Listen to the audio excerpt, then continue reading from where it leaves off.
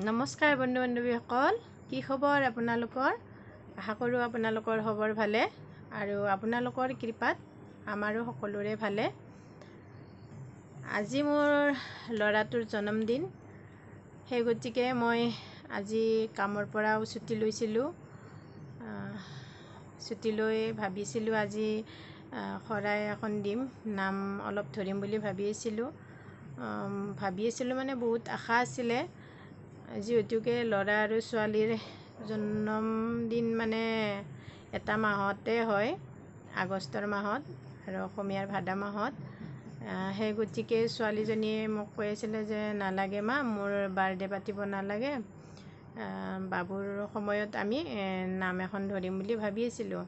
আৰু ছোৱালীও কৈ আছিলে, সেই গতিকে তাইৰ সময়ত একো নকৰিলোঁ, কিন্তু ভাবি আছিলোঁ ল'ৰাৰ সময়ত পাৰিম আৰু কৰিম, আৰু সেইটো মনত খুব হেঁপাহ এটা ৰাখি থৈ দিছিলোঁ। আৰু সেই গতিকে ময়ো ডিউটিৰ পৰা ছুটি ল'লোঁ। ছুটি লৈ ঘৰতে আছিলোঁ। কথা হ'ল কি, বতৰ মানে যেনেকুৱা এটা পৰিস্থিতি হৈ আছে বতৰৰ, সেই গতিকে থমকি ৰ'লোঁ আধাতে। থমকি ৰ'লোঁ মানে ৰ'ব লগা হ'ল বতৰৰ কাৰণে, যিহেতু আমি পাহাৰত থাকোঁ আৰু পাহাৰত বৰষুণ দিলে খুবেই অসুবিধা হয় মানুহ উঠা নামা কৰাটো। আৰু আমাৰ যিহেতুকে সমাজৰ মানুহখিনি প্ৰায় মানে ওপৰৰ পৰা তললৈকে আছে, আমাৰ সমাজখনো বহুত ডাঙৰ হয় আৰু আমাৰ নামৰ পাৰ্টি তলৰে হয়। সেই গতিকে আৰু ভাবিলোঁ, আমাৰ যিহেতু মানে কি হয়, জাগাবিলাকো মানে ঠেক হৈ আছে এতিয়াও, ঘৰ যিহেতু বনাব পৰা নাই, মানে কমপ্লিট হোৱা নাই, বনাই আছোঁ, কমপ্লিট হোৱা নাই। সেই গতিকে আমি এইটো ঘৰতে আছোঁ। তথাপিতো ভাবি আছিলোঁ, যিহেতু ৰ'দ দিলে মানে কি হয়, বাহিৰত কামখিনি কৰিব সুবিধা হ'ব, তিৰপাল চিৰপাল ওপৰত দি তেনেকুৱাকৈ কৰিম বুলি ভাবি আছিলোঁ। কিন্তু যোৱাকালি গধূলিও ধুমুহা দিলে আৰু আজি বা কি কৰে, মেঘামেঘি কৰি আছিলে বতৰটো, সেই গতিকে মানে মন নকৰিলোঁ আৰু মনটো সেই গতিকে বেয়াও লাগি থাকিলে। মই কিবা এটা কৰিম ভাবি আছিলোঁ, কৰিব নোৱাৰিলোঁ, সেই গতিকে মনটো বেয়া লাগি থাকিলে। এতিয়া সিহঁতে গৈছে বাৰ্থডে বুলি, যিহেতুকে ছোৱালীও আজি ছুটি লৈছিলে, ছোৱালী আৰু ল'ৰা দুয়োটা ফুৰিব গৈছে। মোকো লগ ধৰি আছিলে, কিন্তু মই নগ'লোঁ, মোৰ কামো আছে, অলপ মেচিনৰ কাম আছে আৰু মই যিহেতুকে আজি ছুটীত আছোঁ, সেই গতিকে মই মেচিনৰ কামখিনি আধা মানে কৰি লওঁ বুলি ভাবিছোঁ। পূজা আহিলে যিহেতু বহুত কামেই আহিব মেচিনৰ আৰু মই সেই সময় দিব নোৱাৰিম। সেই গতিকে আজি ভাবিছোঁ, আজি আধা হ'লেও মানে কৰিম আৰু বুলি ভাবি সিহঁতৰ লগত মই নগ'লোঁ আৰু ঘৰতে থাকিলোঁ।